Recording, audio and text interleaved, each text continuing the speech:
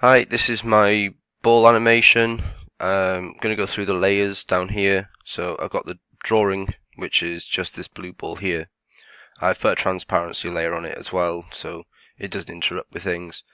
I've got the background curve, which is just this nice curvy thing with a background just to fill it out for the screen, and a color card to sort it out and stop being silly.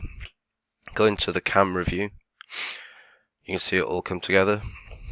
If I play it, you got the speed going, motion, you got transformation over here, and some slight physics going on with bouncing off walls, colliding back again with the slope, and then you're going to get the deceleration in this curvy bit here for the slowdown bit, which is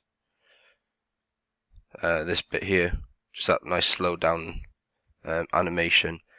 Um, I've gone through it, so every 2 frames is a different position of the ball, so you can see it's getting faster and faster here, speeding up again, squishing over here against the wall, and then diverting off it, coming back over, smashing back um,